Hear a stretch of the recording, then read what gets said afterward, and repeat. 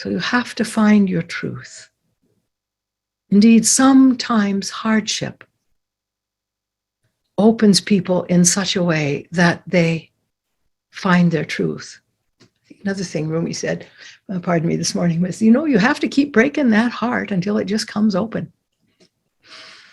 Nobody likes to hear that because love that breaks my heart is painful. He also said the oldest soul in the world is the one who gulped pain, but in such a way that no one else had to taste it. His works are full of such points of wisdom, as are the poetic renderings of all mystics, every tradition. So feed yourself a little bit now. Feed yourself that heart of yours that really wants love and tries to find it. Some of you try to find love in your work. Some of you try to find love in another person.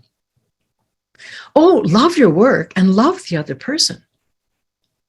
But don't expect that other person or your work to love you back. You see, it doesn't work that way. Love is,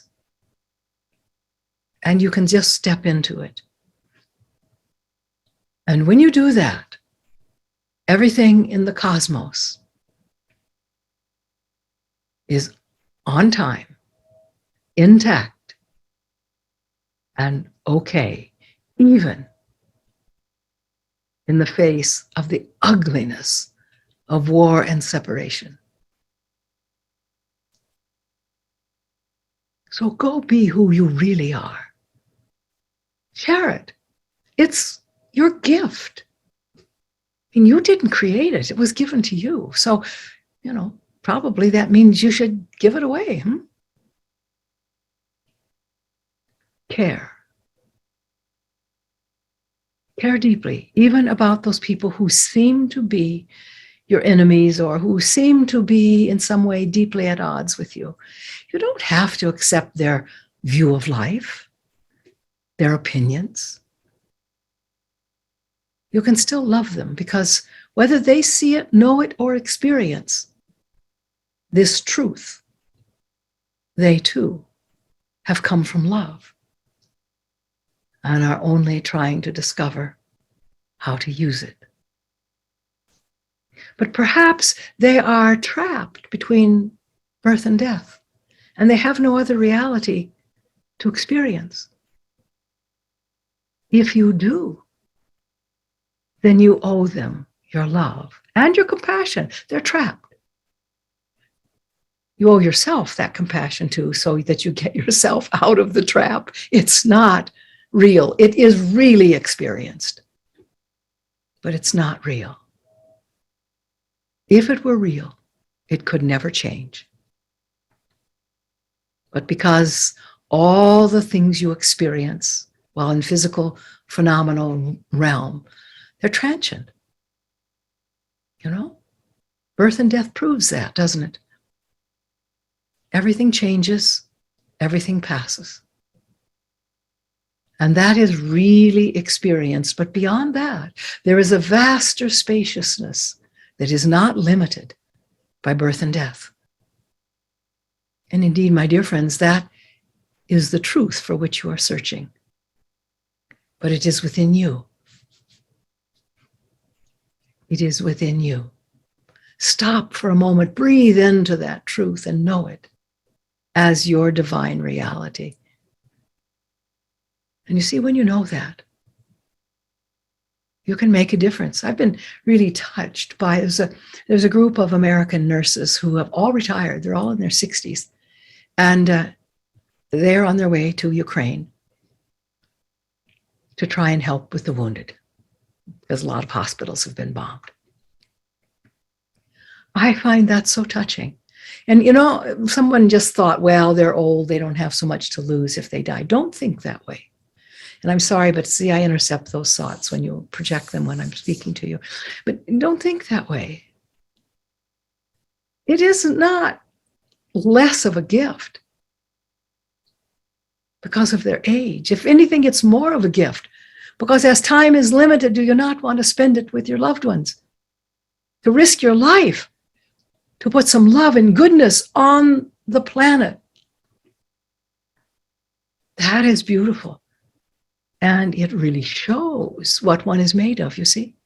And I'm not saying that, no, I'm not saying this, that all of you who are in the health profession should pull up stakes and go to Europe. I'm not saying that. Don't do that. You know, people tend to hear me say something and they go to the opposite ends of it. Well, if not this, then this. And they think in opposite in extremes, and they make this space so tiny. There's no middle ground. Whereas in reality, it's all middle ground. So don't think in those ways. Think rather that you are like the sun. Your heart is like the sun. It is trying to light up the sky of your reality, and to those who can experience theirs as well. So I love you. I bless you. And I hold forth for your utter healing and your divine recognition of the truth of your own nature. It's not small.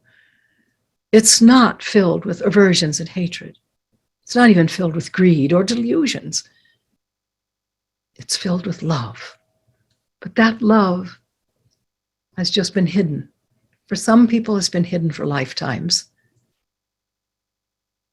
But if you can sense it, it hasn't been hidden for lifetimes for you.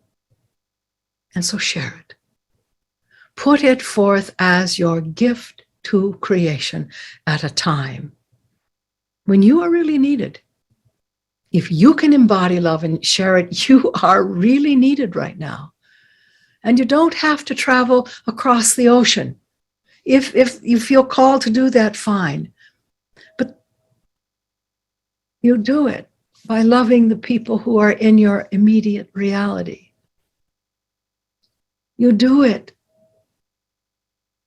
by just turning a little bit loose of that judgmental edge.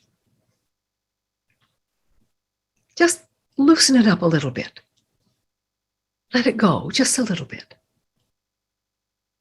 And see what arises for you. You'll feel less constricted, for one thing. And that heart really needs not to be so constricted right now. I know it's hard. You've been through over 2 years of pandemic, and now this war, and still more pandemic, and it's difficult. And these are the kind of experiences that for many people cause constriction of the heart, or the heart field. The energy doesn't go out quite as far, doesn't shine quite as brightly. But you see, only you can change that. And so you must. You just must. So as we draw our time together to a close today, please try to feel the love of creation. If you can take a little bit of it from this backdrop, do so. If you can look outside and see something beautiful, do so. If nothing else, you can look at your hand and have a sense for the wonder of how it works. Your hand is a very amazing structure.